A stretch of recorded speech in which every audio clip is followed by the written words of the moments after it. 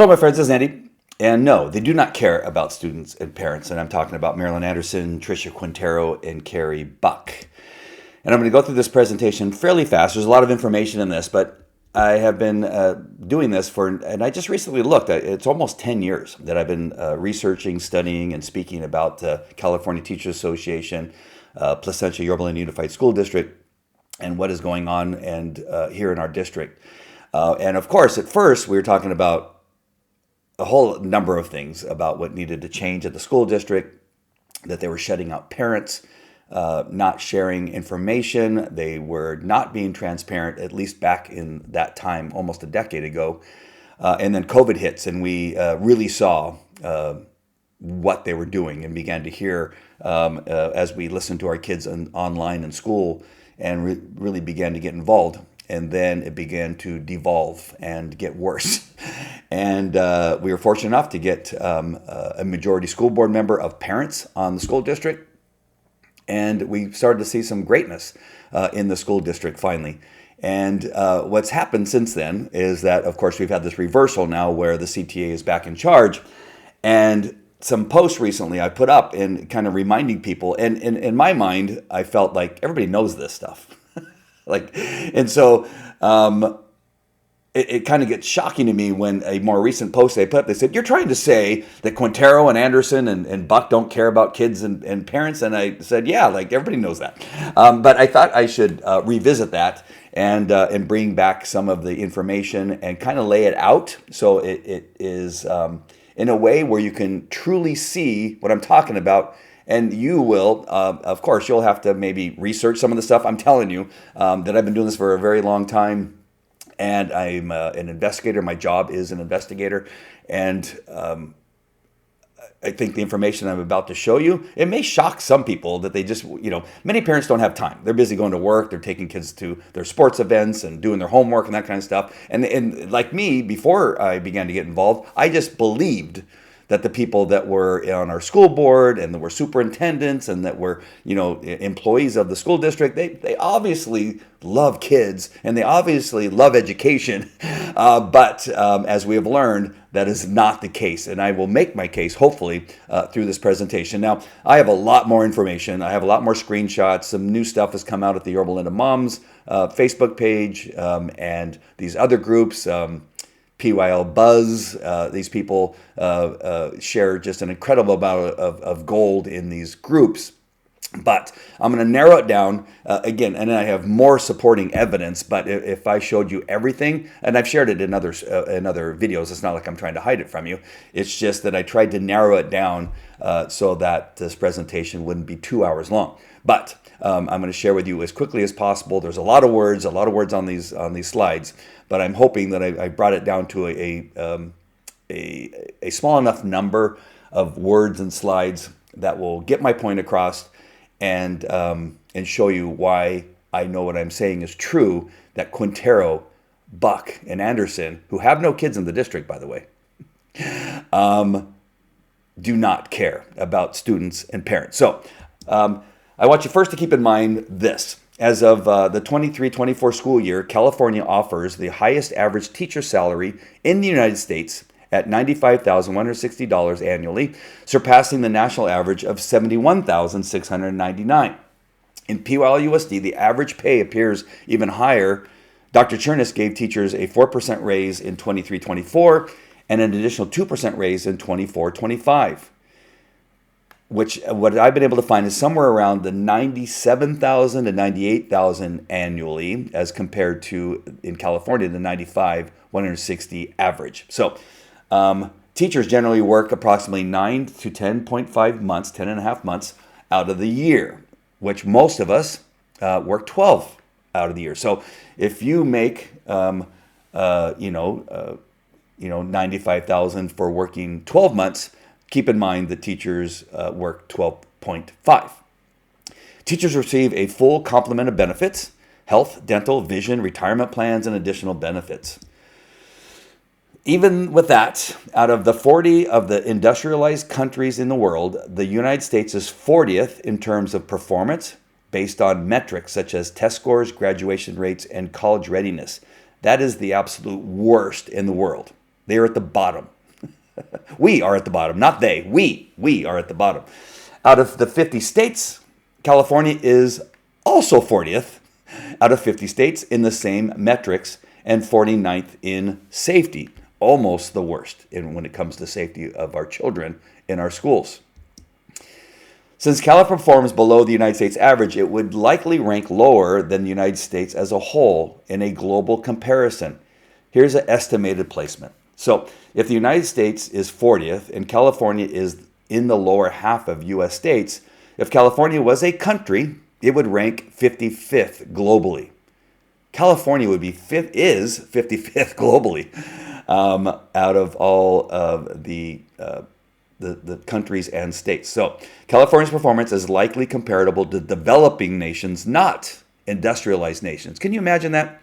We here in California can only compare to developing nations, not industrialized nations. We're also one of the, oh my God. Okay, I'm going to stay on my, because I can go on with other stuff, but it would rank far below top performing nations like Finland, Singapore, South Korea, and Japan, which have higher test scores, stronger teacher training, and smaller class sizes.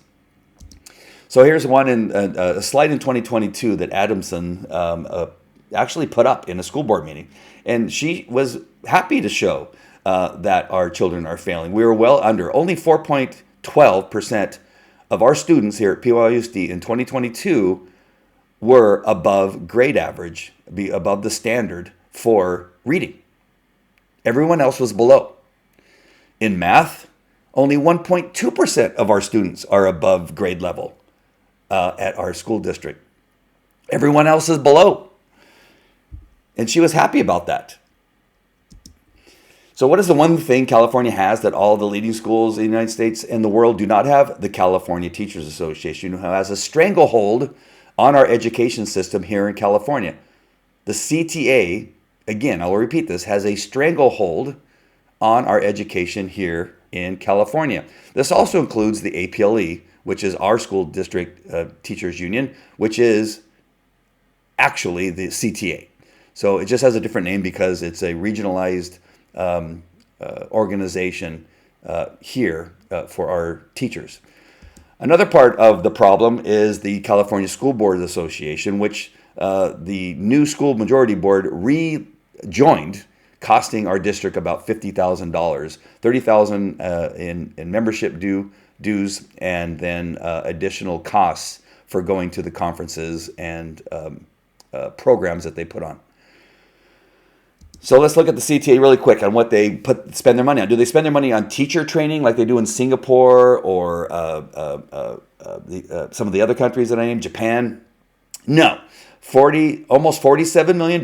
You can see it right here. $46,793,247 is in contributions to Democrat candidates and ballot measures and other committees.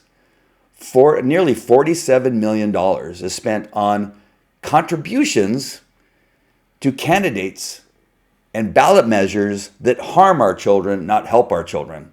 They're more concerned. Again, this goes back to the title. Do they care about our kids and parents? And the answer is no. And I'm going to get to the connection with Quintero, Buck, and Anderson in a minute. But you have to first know who the CTA is. And what it is they care about. They do not care, or else they would put that $47 million towards children, teachers, and parents. But they don't. They give that money to Democrat candidates. That's why I call them a PAC for the Democrat Party. They're not a true teachers union who's interested in helping teachers be better. This is a CTA website that's focused solely on LGBTQ. Is it a website on how to teach children better? No. Is it a website on how to help parents understand, what their children need in relationship to their homework and helping them with their homework or being better at school? No. It's only all about LGBTQ. See down there at the lower left, that's the NEA. That's just to give you an idea that it's also part of the National Educators Association in addition to the CTA. But this is a CTA website.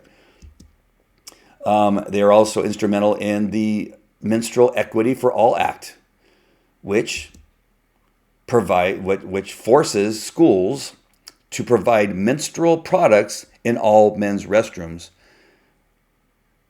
And why? Why do we need that in there? That's what they're focused on. That's what the CTA is focused on. This is one of their candidates on the right holding up a book, How to Legally Kidnap Children, SB 107. So here are some of the measures that the CTA, the NEA, and the APLE supported, and as penalizes parents who don't affirm a child's trans identity. AB 1955 prohibiting parental notification policies. They funded that by the tens of thousands, if not hundreds of thousands of dollars. SB 107, state-sponsored kidnapping to transition children.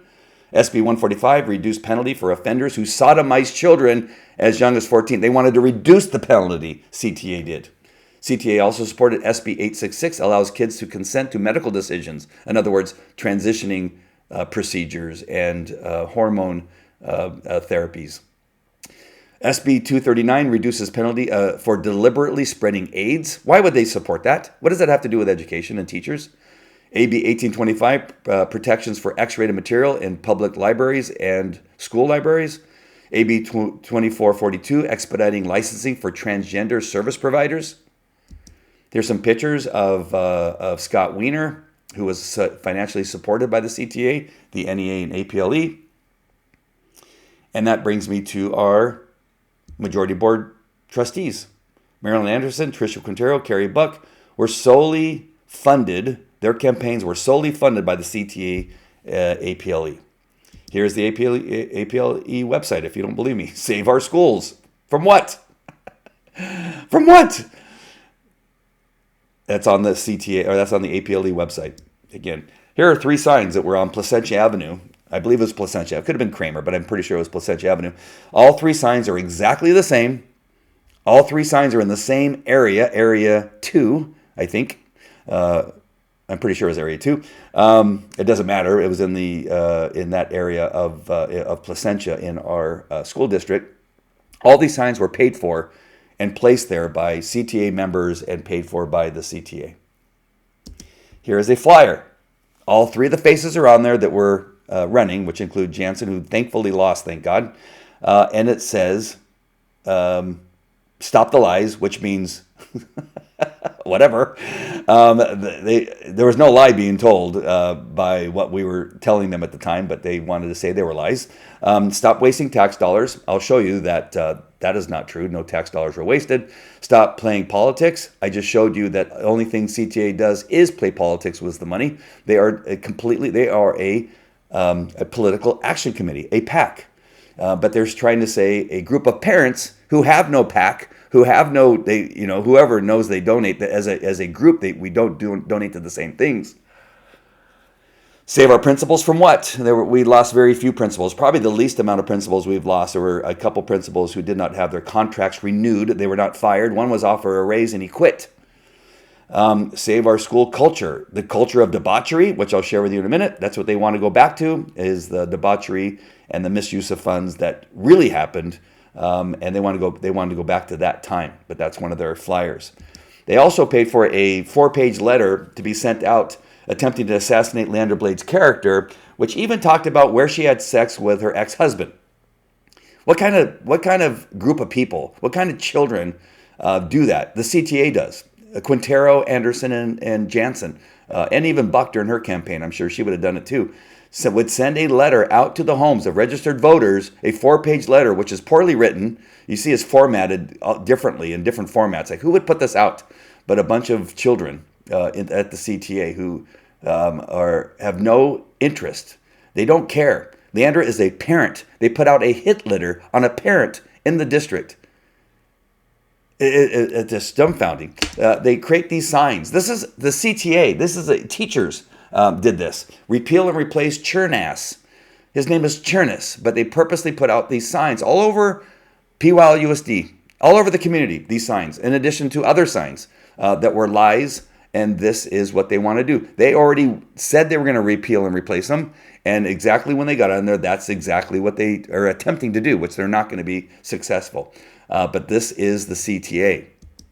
They had a teacher go out, in addition to other teachers, probably we just didn't catch other teachers. We caught this guy. He's a teacher at PYLUSD, who stole a banner for Marilyn Anderson. He lived in Costa Mesa. On a Saturday, he drove to Placentia and stole the sign, which had a tag on it that he didn't know about. And we were able to track him back to his trailer in Costa Mesa, where he was, as a police officer, I can't say he was arrested, but if you're given a cite, that's an arrest, released with a citation, or he could have been released and a report taken. So I'm not sure exactly what happened, but he was found out and he admitted to the police that he did steal the sign because he didn't like that it was against his friend, Marilyn Anderson. Well, that's what he told him.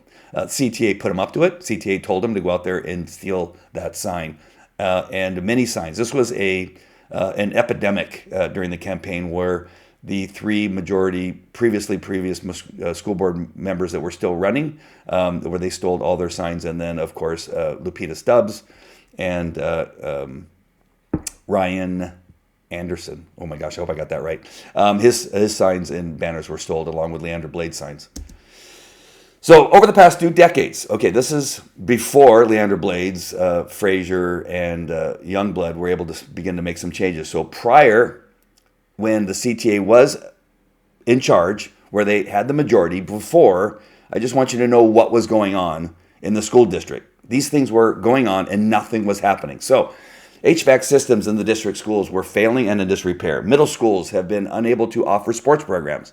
No lights on the El Dorado field, I think for the last 40 years, however long that school's been around, forcing teams to practice elsewhere and preventing night games on the home field. That means that me, as a parent who has children at El Dorado, we had to drive everywhere else other than El Dorado to get our kids to practices. When our kids didn't drive, we had to drive them to Valencia, they had to walk to Wagner across the street, or there was another school that they would go to, and other locations in our area, and even outside the city. For the cheerleaders, we have to take them to Orange to practice. The kitchen at Valencia High School was failing and in disrepair. It was always failing. It had been there since the school was built, but nobody said anything about it. Nobody cared until the recent campaign. There were 4 classes in one room at Travis Ranch for 30 years. 4 teachers, four classes of children of about 25 to 30 kids each were in one room teaching different classes in Travis Ranch for 30 years. The CTA never said anything about it. APLE never said anything. Mannion never said, hey, we need to do something. Our teachers are having to talk over each other. No, nothing was done for 30 years. Declining academic performance across all grade levels had been happening for decades. Enrollment was decreasing, especially after the pandemic. It was never recovering. It continued to fall year by year. We're 5 years away from the pandemic. Enrollment was decreasing by the hundreds of students each year. At that same time, Assistant Superintendent Giordano, with the knowledge of district leadership and the APLE, concealed $43 million from the community, Blades, Youngblood, and Frazier. Giordano withheld these funds to finance pet projects that were not approved by the school board. Admitted they would continue with their vision, referring to his and the union's vision, not the majority of the school board's vision. Rick Lopez frequently met with APLE leadership to secure his future as a PYUSD superintendent while paying employees outside their contract. In other words, paying for their support, paying for them to want him to be the superintendent. That was going on. Nobody said anything about it. Kerry Buck and former trustees approved a $48.5 million loan to build a theater at El Dorado High School. The theater was unnecessary given the presence of 2 other theaters in the district and the theater at the Brea Community Center. Kerry Buck was aware that repayment would cost the district $439.2 million when the bond matures. She knew that. The loan bond was widely considered questionable at the time and was later made illegal after the board had already approved it. Buck was using the print shop at the same time she was using the print shop materials and students. She was using students to print thank you cards and other materials for her private business. This went on for years and cost the district thousands of dollars. Theft of PYUSD property, including the auto shop, print shop, and other resources, was widespread across the district, and that includes Linda Mannion, who was supposed to be teaching in the classroom as part of her contract, and she was never forced to do so. She only did CTA CTA business and did no teaching, which was required under contract. Coaches within our school district rented out practice equipment and resources to outside individuals, not related to PYUSD, and groups, keeping the profits for themselves. There were no waivers signed. In other words, if somebody was out there on a field doing something athletic, if they got hurt, they would have been able to sue the district, leaving the district open for lawsuits.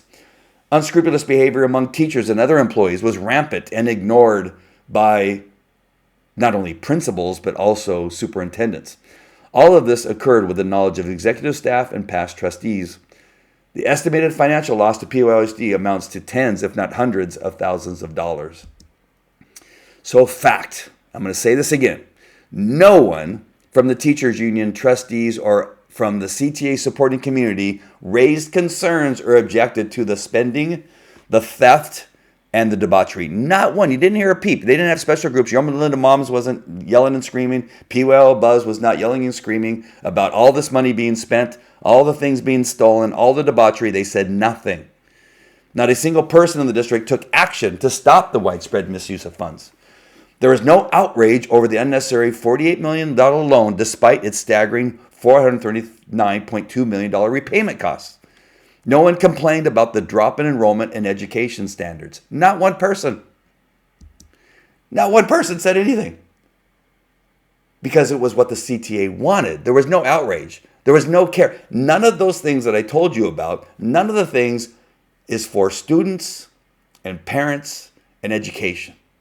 It all went on and on and on, and nobody cared.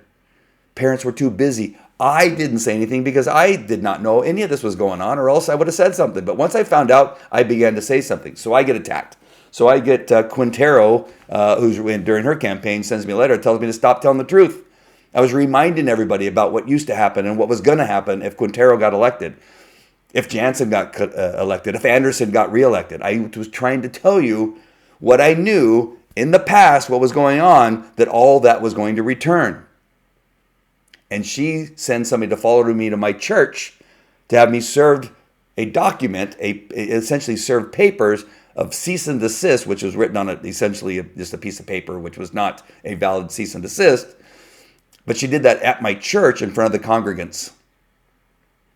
These are the kind of people that you voted for, some of you, and they want to take you back to all the things that I just said are happening. The CTA wanted control to be able to go back to the era where they were able to do whatever they wanted with our money that was not being used for students and parents. They do not care about students and parents and education.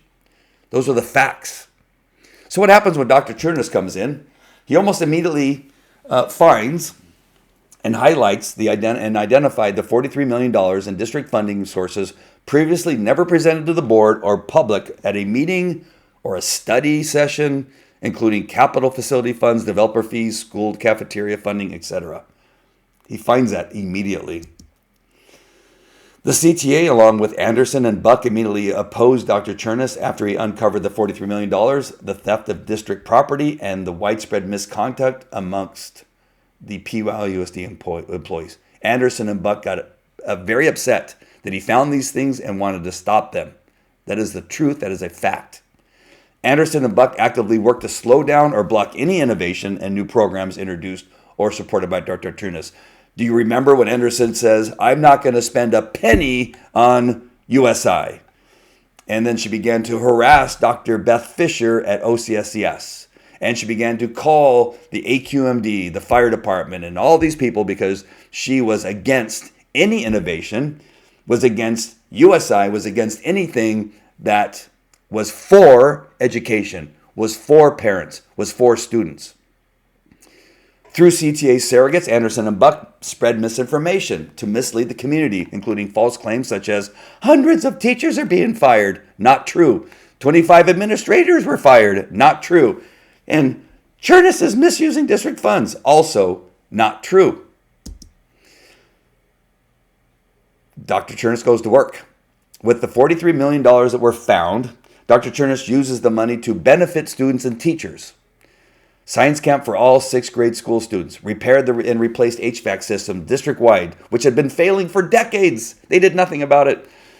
Cherniss puts bleachers for Valencia and Esperanza in those high schools. Walls for the classroom at Travis Ranch, which had not had them for 30 years, where there was one classroom for 4 different classes. 30 plus years this has been a problem. He facilitated the opening of new preschools, 3 in 23-24, 3 in 24-25. He hired a highly skilled and diverse executive team and principals. He engaged the entire community through the first State of the District event, superintendent roundtables, visits to city council meetings, biweekly Monday messages, and visits to and with other local organizations. Uncovered ineffective illegal employee compensation practices. He passed the district's first multi-year contract with our employees in many years, thus giving them raises and bonuses while providing a long-term fiscal budget for our board. Increased compensation for special education aides by over 50% to make us more competitive in hiring and to honor their work. Increasing enrollment year to date, over 900 plus more students than last year at this time. Electronic board agendas retain more principals at their sites than in past 5+ years. Visits every school once per month, more than any previous superintendent in our history. Created Orange County School of Computer Science, a PYUSD charter school. Created the Universal Sports Institute. PYUSD to receive a $200,000 Golden State Pathway Program GSPP planning grant to support its new sports medicine pathway through the Universal Sports Institute. He proposed self-funding for OCSCS and USI as do not use other budgets or monies from other programs and projects at PYUSD. This was later voted down by Quintero, Buck, and Anderson. This would have saved our school district hundreds of thousands of dollars and would have allowed OCSCS and USI to grow and expand along with the needs that they had as they became more popular. This is their first year this year, and they were definitely they're loved, and they are amazing programs, and they're getting noticed nationwide. So, what is the cost of dismantling PYUSD by the CTA? Since the teachers union hacks have become the majority, the district is hemorrhaging $119,900, almost $120,000 per month, or $5,500 per day. These figures do not account for the additional cost of employee benefits and retirement contributions. The funds spent on this needless investigation in just 1 month, I got a typo there, could cover nearly 10% of the one-time cost to build OCSCS. The investigation, I have it in quotes because there's no investigation going on. They were paying somebody $430 an hour for now going on 3 months to not conduct an investigation. Does not and will not benefit students of PYUSD. In contrast, initiatives like OCSCS and USI directly impact student learning. In other words, they directly benefit students. Dr. Cherniss, Leandra Blades, Todd Frazier were directly benefiting students. That is somebody who cares about students, parents, and education. These wasted funds could have gone toward critical district needs. No, because they don't care about students, parents, and education. Alternatively, these funds could have provided 1,537 hours of additional teacher pay, directly supporting students and fulfilling the district's educational mission. Again, caring about students, parents, and education. Human resources. The HR department is essentially non-functional, a void that undermines the support structure for staff and students. I'm telling you, I know something else that I can't really share right now. This is going to cost us quite possibly millions of dollars in the near future and many teachers their jobs. This issue right here. Again, there's more to it, and it's going to fast become a problem. And you're probably going to learn about it when Dr. Cherniss comes back. Educational services. The department is critically understaffed, creating gaps in instructional oversight and program support. Business and finance. With the departure of the assistant superintendent of business and apparent resignation of the director of finance, financial oversight and strategic planning have been gutted.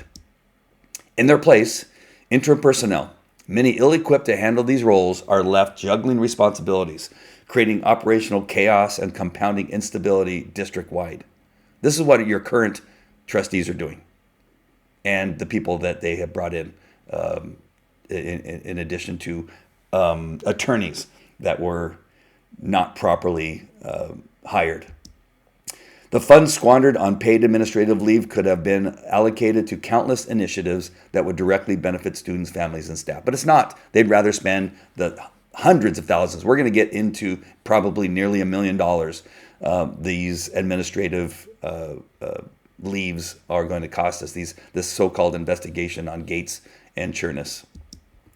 Quintero, Anderson, and Buck instead are set on burning the district down to settle personal vendettas, not helping children, exposing a hypocritical and reckless approach to governance.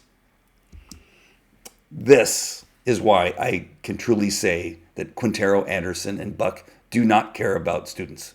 Again, they don't have kids in the district. They're not parents of students in the school district, like the candidates that lost because of the CTA. And this is their agenda. Their agenda is to go back to what I shared at the beginning, and that is just nonsense of wasteless spending on their own special projects that don't benefit students, that don't benefit parents, and do not increase education, and don't increase enrollment. We'll, again, have students leaving because parents are going to pull their kids from these schools and take them to charter schools. They're going to take them to Dr. Beth Fisher's schools where she resigned and now works. By far, Dr. Beth Fisher was the best principal that we had in the state, if not the United States. She's innovative. She's a genius when it comes to creating schools and education and benefiting children. My son has benefited from Dr. Cherniss's vision of OCSCS and Dr. Beth Fisher's vision of OCSCS in USI. He currently is in USI and loves it. And this is a sad day that we have these three people who I can, without a doubt, say do not care about the students and do not care about parents and education in the school district. And they got voted in by people who are just simply not paying attention. Or maybe they got voted in by some people who are supporters of the CTA. And I just told you all about them. All right, my friends, that's it. I'll see you at the next one. Take care. Bye.